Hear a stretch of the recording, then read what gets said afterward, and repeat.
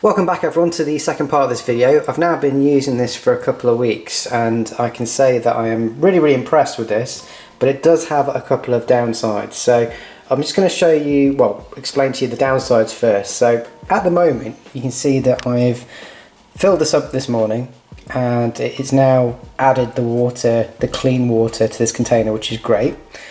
But what you can see is that it's always got some water left over. Now, if you open up this lid, you'll see that it says empty tank before refilling. So what you have to do is throw away this water and then fill it up. So effectively, this entire tank here, you don't get use of the water right at the bottom. And that's because of the way that the filter system works. Those two entry and exit points are quite high up, so the water will never go below that level, and therefore you're going to waste water, so you have to throw that water away. So that's a little bit disappointing, and again that's down to the way that the filters work, and that water is effectively contaminated with non-clean elements that you need to get rid of.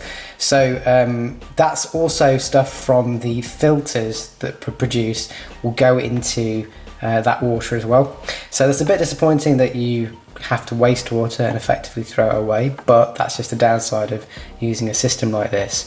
On the plus side, the water that you do get on this side is very clean, and I'll show you that in a moment, but it's also very easy to use. So for example, I've got a container that I just keep here just to catch any drips so you don't ruin your countertop, but you can obviously press the button here which will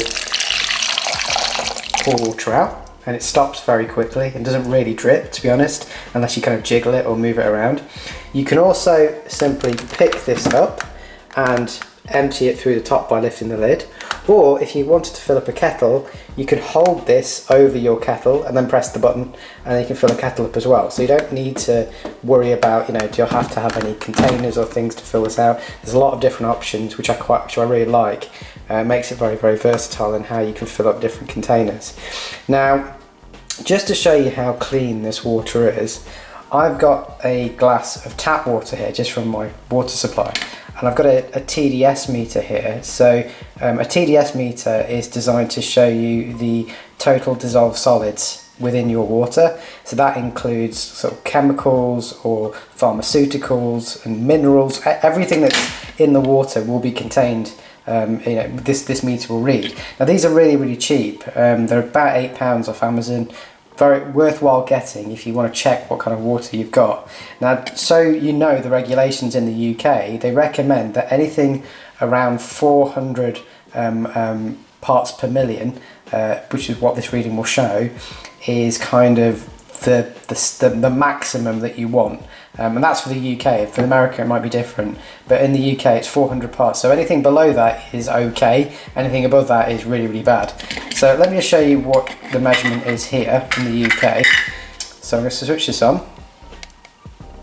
So it's zeroed out at the moment, which you can see. I'm going to stick it into the standard tap water, and you can see it is showing 309. Now, I have tested this before and I've had up to 370, so obviously it's just that particular tap water that I've poured today happens to be slightly cleaner than it normally is. So I'll put that back to zero, okay? And then if I put that into this water here that I've just collected out of the Aquatru, you can see that it says there it's actually 0.34. So this water is incredibly clean. It does such a good job of filtering out all the contaminants, and it filters out obviously all the volatile chemicals as well.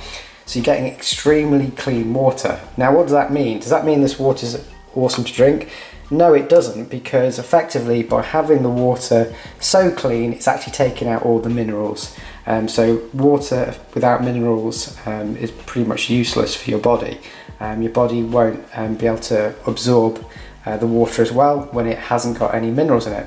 So it's in a great form that's cleaned out, but then what you need to do is obviously add minerals back into it. So I use these trace minerals. I'll leave links below to all these things.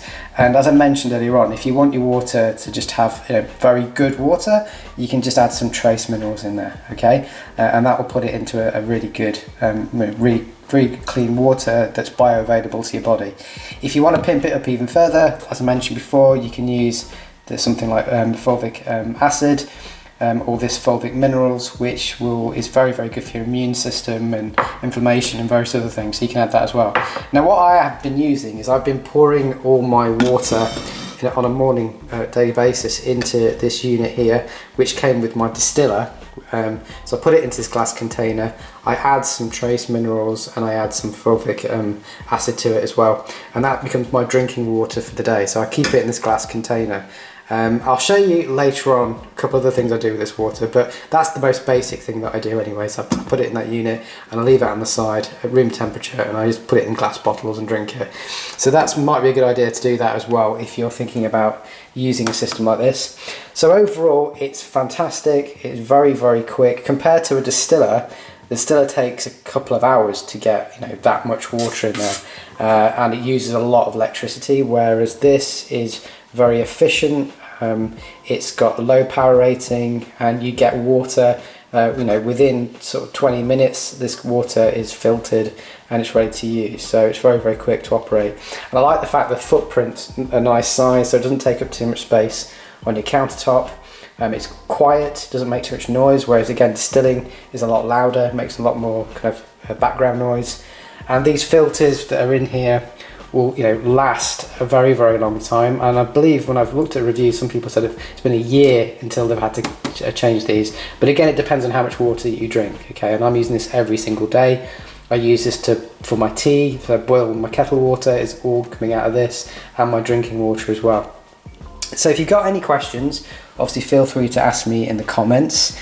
Please like and subscribe my channel. And what I'm going to do is on my next video, I'm going to compare the water by using the TDS meter to tap water, to a Brita water filter, to the distiller, and so you've got an idea of what this is actually doing in comparison to those things. I hope you like this video, guys, and I'll catch you on the next one.